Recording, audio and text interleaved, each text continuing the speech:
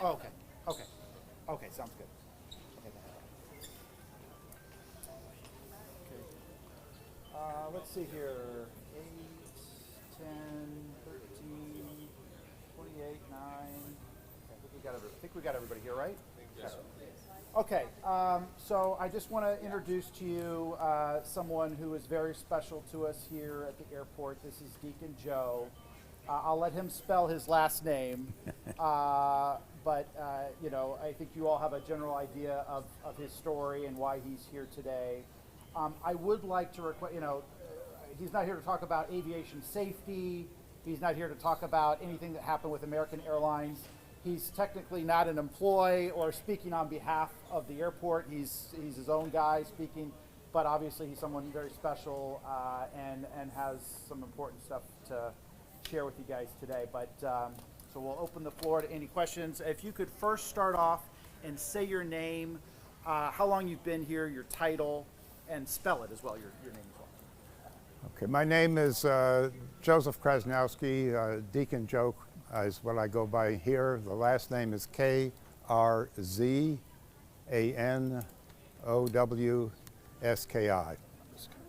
And I came to Tampa in 1971 to help start the medical school. And I was ordained a deacon in 1987. Medical school at USF. The medical school at USF. And then I was ordained a deacon for the Diocese of St. Petersburg in 1987, which was 5 years after the Air Florida crash. I've been a chaplain here at the airport for the last 13 years. And with that introduction, Joe, what kind of goes through your mind as you saw this news from this morning or last night? probably the major thought was, here we go again.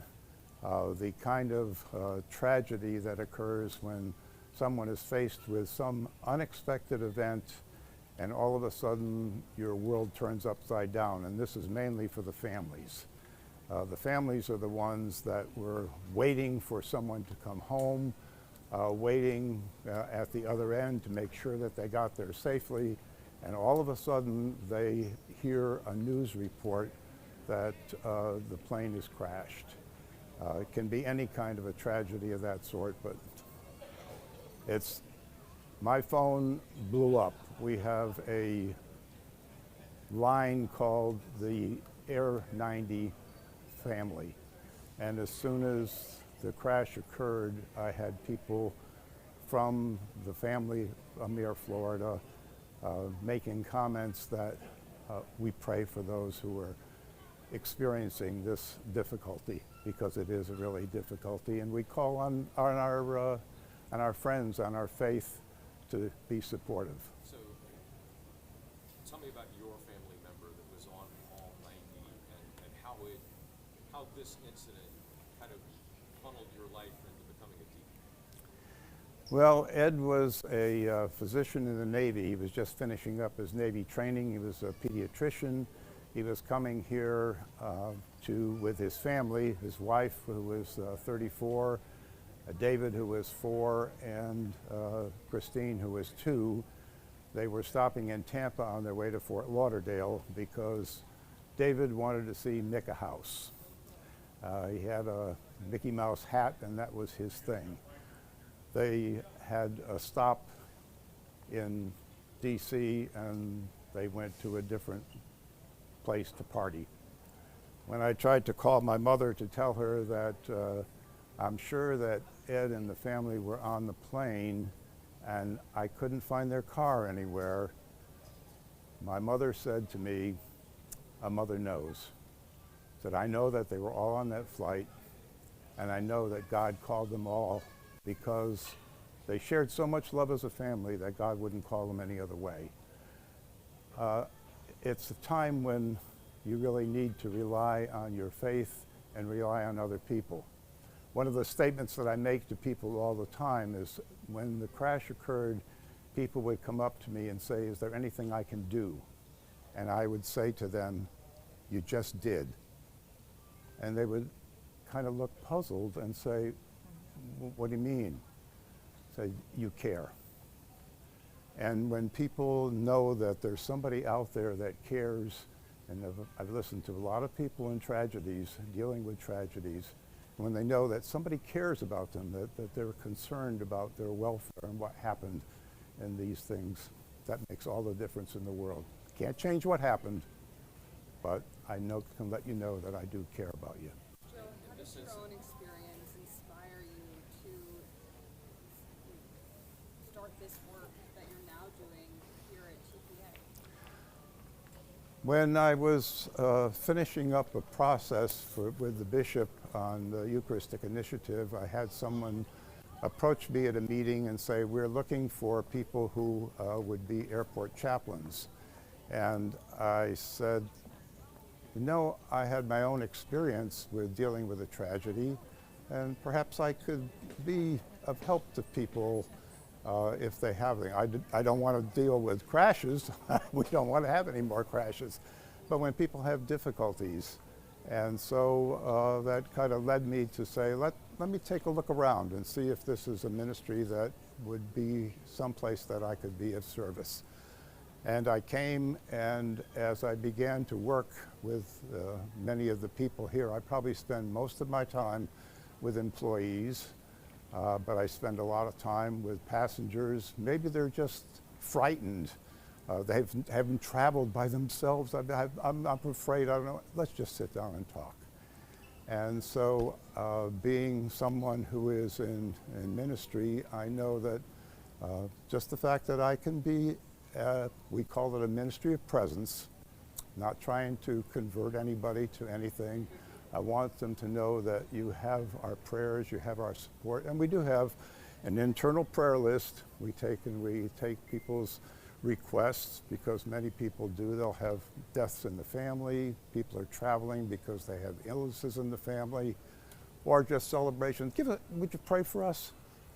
Sure we do, and we send that among the chaplains to make sure that they know that there are people who care. And people will stop us and ask, would you put me on your prayer list?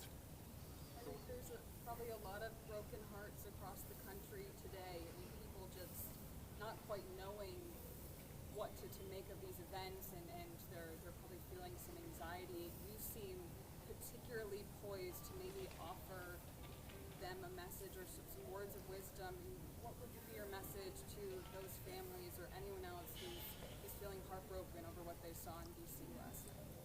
There's a time to grieve. It's okay to be saddened. It's okay to be upset. And how would your loved one want you to go on and to go forward? Knowing that, this year, Pope Francis has declared it a year of pilgrims of hope, that we need to be people who are hopeful. And while we face difficulties, while we face tragedies, while we face floods and hurricanes and air crashes and those things, if we look forward and are people of hope, for many people, that's a reliance on God's love, knowing that God is there for us and loves us. And that gives people a tremendous amount of consolation. Having been there yourself, what do you think the families are going through right now who may have had loved ones? Families are probably going through the fact of not really believing that this happened. Even myself, there are times, it's been almost 43 years now, there are times when I wake up and say, did that really happen, or was that a dream?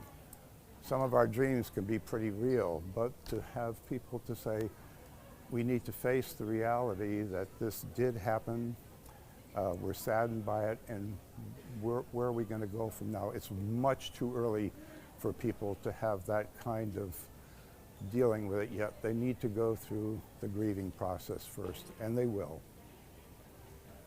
I was reading in what the airport has sent out that after your own tragedy in '82, you had thought an airport could use something like a chaplaincy. Is that correct?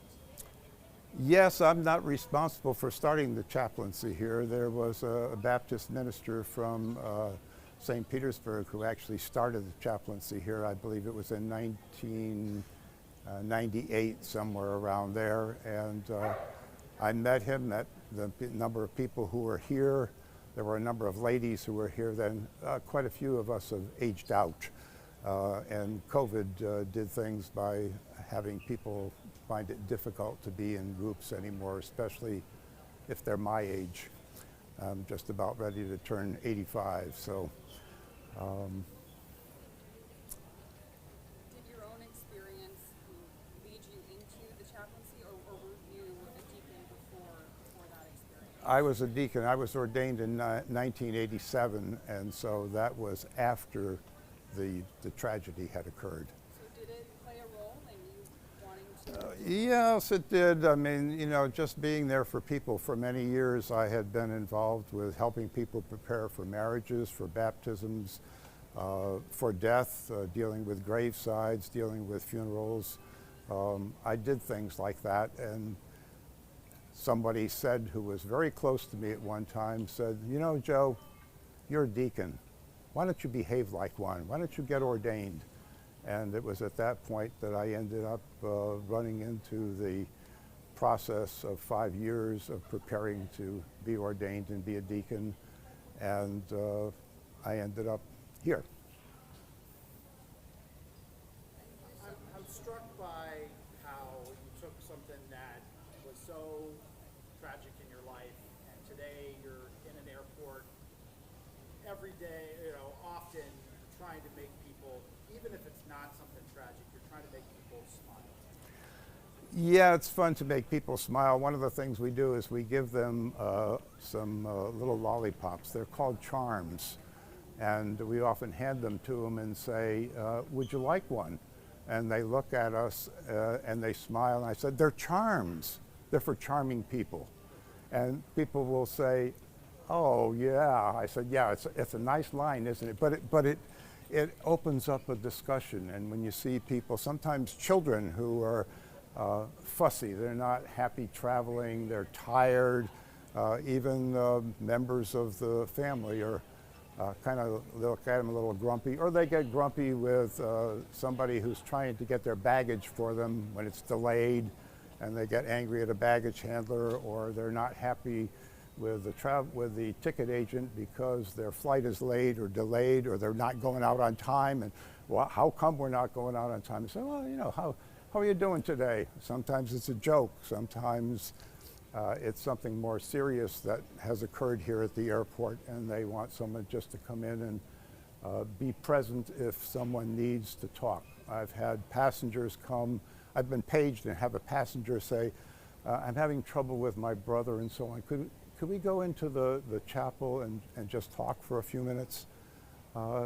Just being available for people to deal with difficulties in their life, whatever it is. And say that, you know, if I can be there and have you take an opinion or a feeling that, you know, we care about you and it's going to be okay. You'll be fine. Thank you so much. You're so welcome. And I should. Do you mind I should. pronouncing your last name for us? You don't know how to do it either, huh? It's Krzanowski, as if there was an A before the Z. Krzanowski. Thank you. And just one other comment I would make is that I have a lot of respect for the press. I had some difficult times with the press when my brother died in the Air Florida crash, but I also have a respect for people from the press who told the story and who were there and gave us all kinds of information that we couldn't get from anywhere else, but we did get it from the press. And so I caution people in all areas. There are people who do things that they should know better, but there are also people like the press that we really value in this country that tell the stories and tell the stuff that we need to know as citizens. And so I congratulate all of you. Thank you for the stories that you tell.